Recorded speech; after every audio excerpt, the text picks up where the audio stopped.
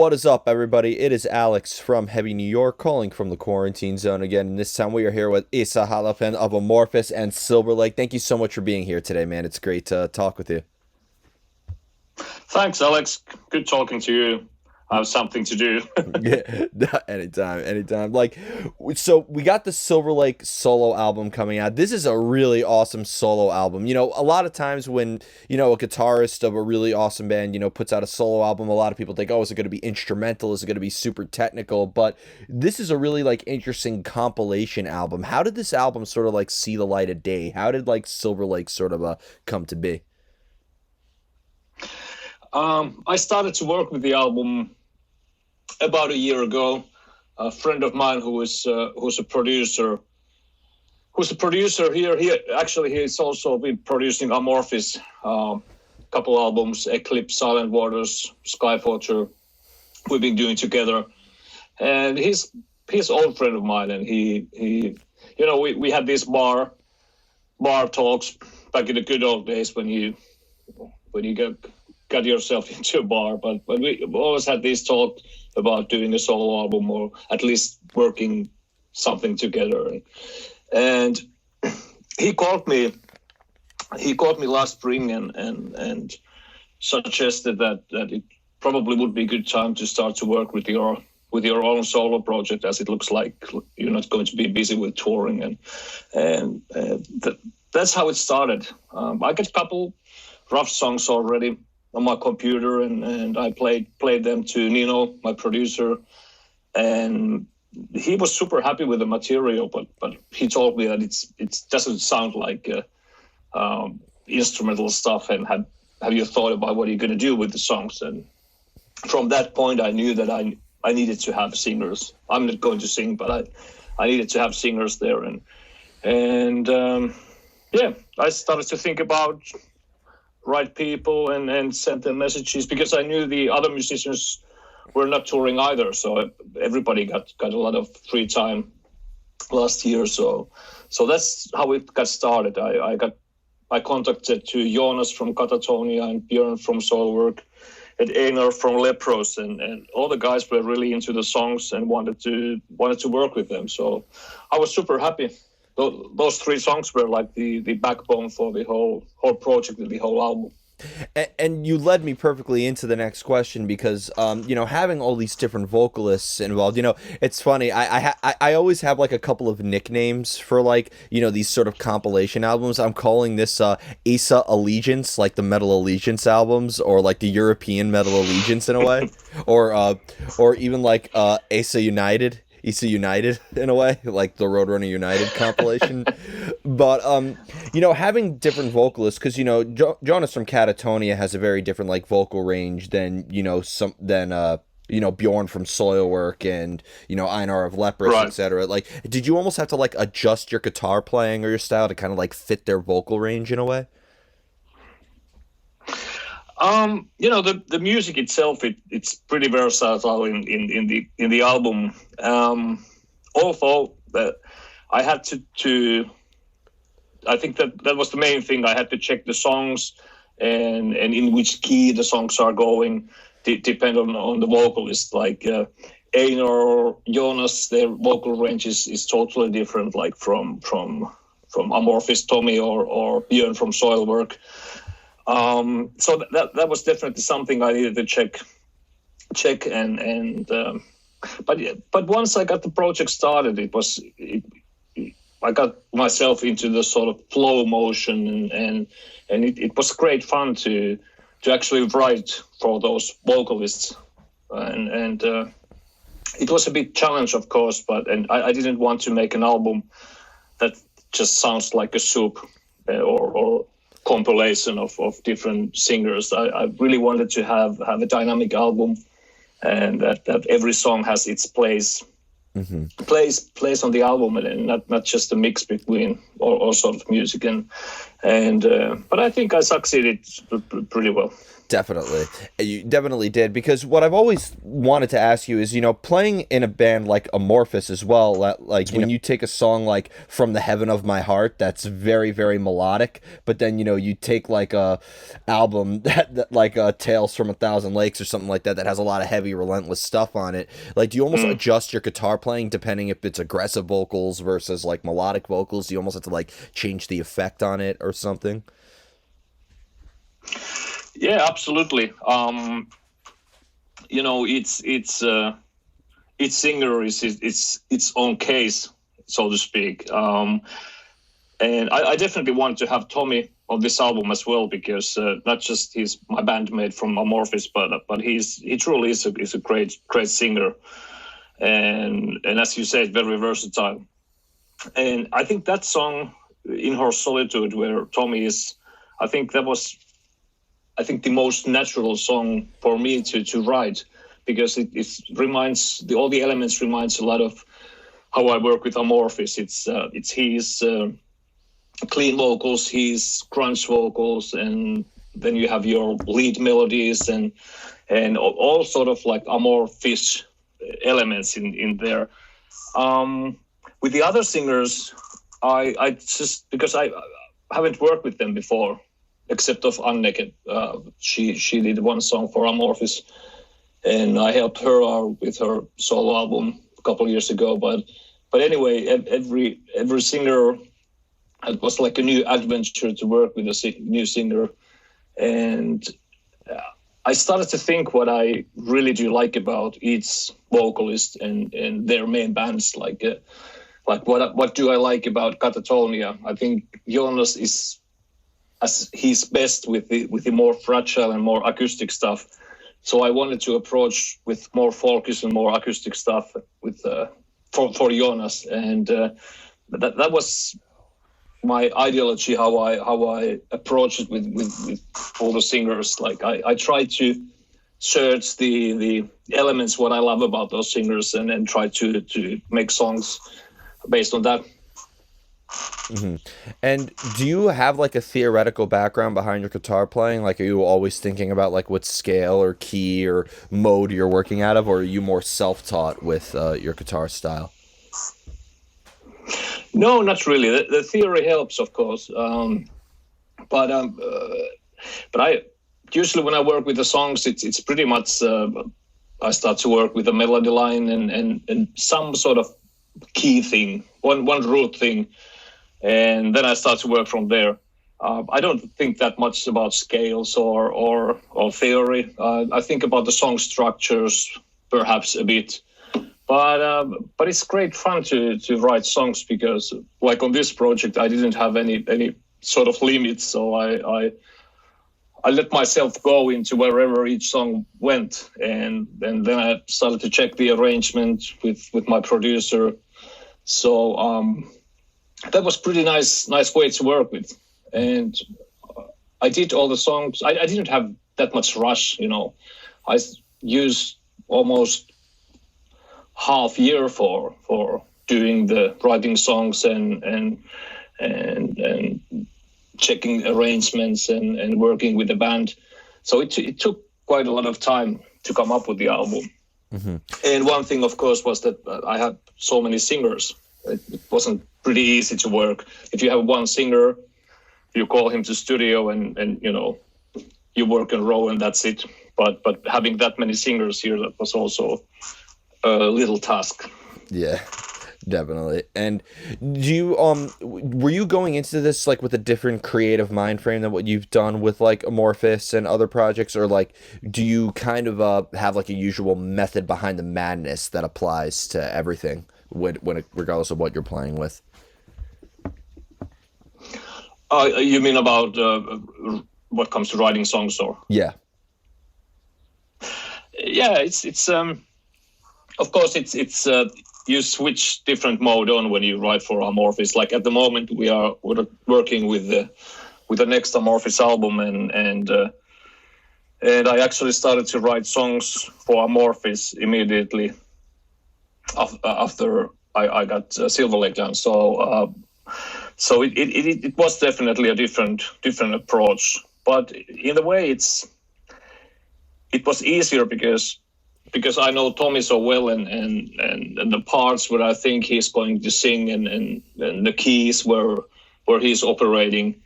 That's pretty natural writing process for me. But doing the Silver Lake album, it was like each song was like working on individual album, if you know what I mean. It was like you have to check very different elements. Yeah, especially because like Soilwork is more like melodic death metal in their aspects, whereas like Catatonia has a little bit more doom in their sound, and Leprous is a little bit more proggy in a way. So I feel like there was a lot of effects that you had to like switch up, right? Exactly, and when I wrote the songs, I didn't want to send out like totally the song which is out of the blue for these singers. But I have to say that what was great surprise was that how differently each vocalist work. Like, for example, Björn and Jonas, they do pretty much everything by themselves. They want to work with arrangement, vocal arrangement, lyrics, and vocal melody lines. And that was absolutely great. I didn't even know what to expect from Björn when I sent the song. I was thinking that perhaps he's going to approach it with more like a Soilwork style, but I think the results reminded me more of his another band, Nightlight Orchestra, and he did an absolutely great job. Yeah, and in order to get like that inspiration, because I feel like your guitar work demonstrates a lot of emotion behind, like I always get like a sense of emotion behind the melodies that you convey in your guitar work and in the riffs. Do you like almost look for inspiration when it comes to songwriting, or does inspiration sometimes strike when you least expect it? I guess I have my own way to write. I think the melodies and creating different sort of musical themes are very important to me. I'm not that much into doing like riffs, like standard metal riffs. That's really, that's great fun to play, but that doesn't inspire me that much. I try to search for some sort of like melodic theme, musical theme. It can come by playing bass or keyboards or acoustic guitar or electric guitar or whatever. So even sometimes the drum beats, it can inspire me of writing a melody lines. But I think that's pretty much for me. That's the root of everything. And I know that the music what I write is pretty melancholic.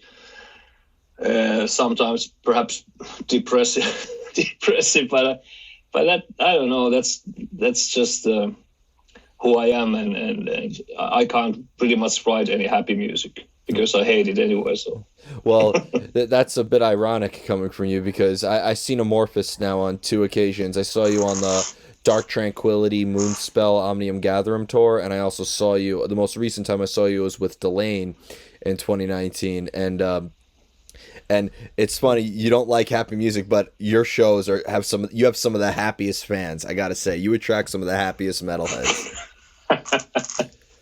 Yeah, I know what you mean. I think, yeah, but that doesn't change the fact that I don't like happy music. But I think we create feelings, and it's of course it makes me happy to see people getting happy on the shows and have their smiling, and I understand and I know that reaction, and that's okay. But listening happy music, like Backstreet Boys or something like this, that's totally different case.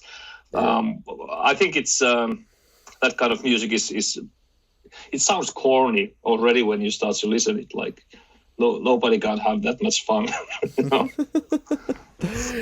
Do you find it maybe easier to come up with ideas when you're maybe have other musicians, like, you mentioned your producer for the Silver Lake album? Does it always help to come up with new ideas when you're in the company of either a producer or your fellow bandmates, or do you write the best when you're more like alone in isolation and there's nobody else to really interfere between you and your instrument? I think that's how I work best. It's really difficult for me to write music with somebody. Like, you start to write and come up with ideas. I think it's too much pushing, I guess. Like, you have your friend you should work with, and you have like a couple hours you should come up something with. I think that's the way to write music. But what I do like is and I really needed a guide for this album and for my music as well. And same thing with Amorphous. Like, I like to write music so that I can do all the layers by myself, and then I go with all my layers, with all my arrangement, with my demo song. I go to producer and we start to check out what's good or what's bad, what should I change something, or that's the way how I like to work with. So I sort of do everything, a pre-production, so to say, and then with a producer or with the help of my bandmates, we do the final touch. I think that's for me, it works the best. And has that always been since the days of bands such as Violent Solution or even Chaos Breed or something like that? No. I guess we started as pretty much all the bands. So, usually bands go to rehearsing place, drinking beer and just playing riffs, and then they start to combine those riffs and come up with the weird arrangements. That's how Amorphous got started.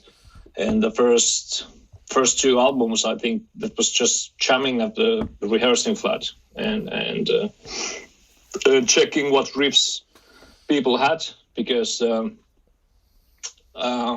back in the early 90s, there were no computer software how you could easily compose, or you had these shitty 4-track, 8-track C cassette recorders where you try to do some demos, but mostly it was like we went to rehearsing flat and played our riffs to each other's, which was great fun, of course. But I don't know if that's, or if there is any right way to write music. I don't think that might work for somebody, but at these days, we have kids, families. You try to arrange rehearsings with 6 guys and spend 8 hours at rehearsing place trying some riffs. It's just doesn't work anymore. Yeah, no, it gets very frustrating. I can imagine that the most frustrating feeling is where you feel that creative energy and you feel that urge to create, but just nothing comes out. That's got to be heartbreaking. It feels like such a waste of energy sometimes. It is, and I guess everybody knows that feeling. If you want to try to write something with a band, you are at the rehearsing place, and eventually you end up just drinking beer and talking bullshit and good stories or bad stories and hanging around with friends. I think that's pretty normal band life for people who start bands or just do it as a hobby. Yeah. And it's a good therapy, I have to say. It's really good therapy to get along with your bandmates and drink beer and express your feelings. Definitely. And another question I have regarding the Silver Lake album is because you don't plan on making this just like a one-time thing, right? Because I really think that I feel like, as somebody who has been listening to Amorphous for years and, but you always manage to bring in new elements to your guitar playing. And I see that with this album as well. I see sides of you that I haven't seen before. Can you maybe see yourself making more of this in the future? Do you think more doors opened up creatively for the making of this album? Maybe bring in more singers in the future or something like that? I would love to do another album. Making this album was a great experience to myself, and it really shows. It's like a musical map to my world, and I think all the elements that are on that Silver Lake album are it's a music I would enjoy to listen to. It's like all the musical influences that I love, what I take for Amorphous, for example, are on that album, and I'm super happy how it turned out. I would love to do another album, but it was pretty challenging to do, and I don't know if I have another year off at any point in future, because it takes a lot of time, and not just for me, but when we get rid of this pandemic, all the bands are going to be active, I guess super active. All the bands are going to tour again, so trying to organize this kind of album, I think it would be pretty challenging. But who knows? Mm. But one thing is sure, I keep on writing new music, and if there is going to be some break or time off, I will definitely start to work with another Silver Lake album.